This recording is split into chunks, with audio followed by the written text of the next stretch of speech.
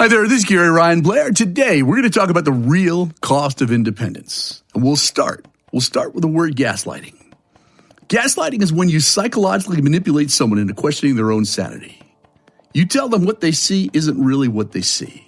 Or, as George Orwell predicted in his dystopian science fiction novel, 1984, you make them believe that war is peace, that freedom is slavery, and that ignorance is strength. Now, I don't think I'm going too far out on a limb when I say that we could all use a break from the lying, the cheating, and the manipulation that is so prevalent in society today. That's why in this message, we're going to shine a bright light on the virtue of freedom and everything that it represents. You see, throughout history, people have fought for, suffered, and some have even paid the ultimate price for causes in which they believe. I'm talking about the emancipation of slavery, of voting, women's rights, apartheid, democracy, free speech, education, workers' rights, prison reform, economic equality, animal rights, gay rights, healthcare, religious freedom, and even the right to die, to name just a few.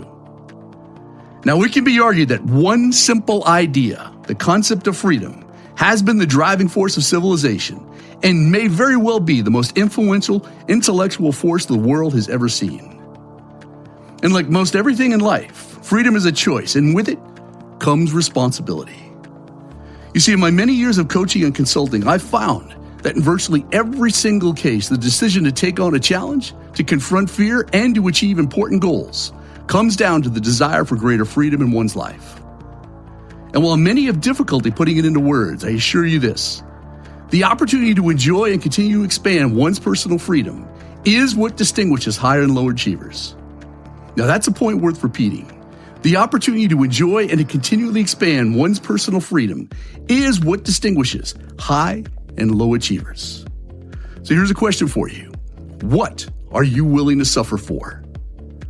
See, regardless of how you choose to define freedom, is only secured and enjoyed through the pain and inconvenience of suffering.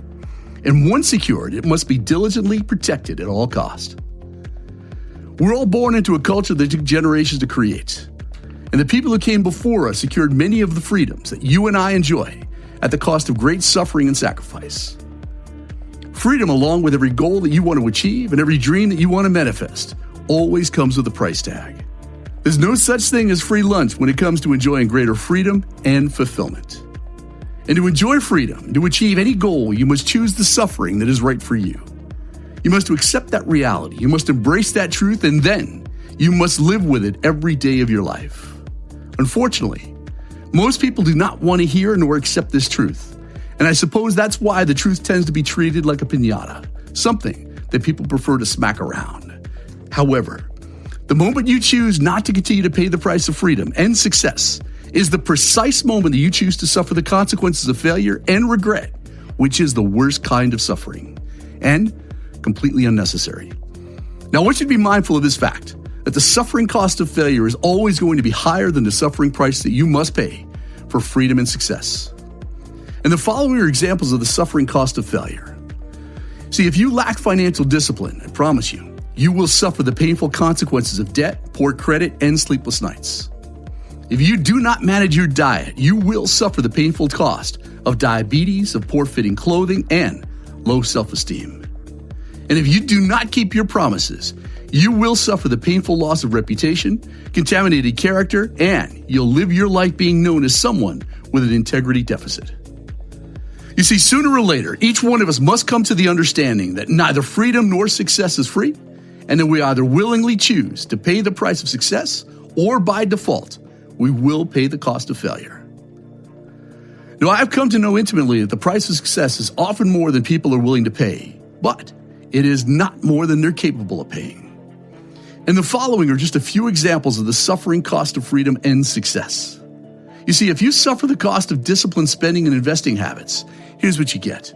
You get to enjoy peace of mind, early retirement, and most importantly, financial freedom. And if you suffer the cost of daily exercise and nutrition, you get to enjoy a great physique and an exceptional quality of life, and most importantly, physical freedom. And if you suffer the cost of excellence, I'm talking about keeping your promises and honoring your commitments, you will experience a stellar reputation, enhanced social capital, and expanded career opportunities. This allows you to enjoy a greater future filled with virtually unlimited personal freedoms.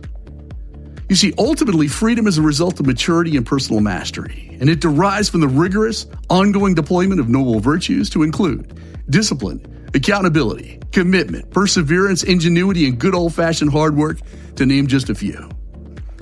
And in my opinion, the greatest gift you can give yourself is the gift of freedom, as with it, you have the opportunity to do something big, bold, and beautiful, and ultimately, leave a legacy that's so much bigger than you.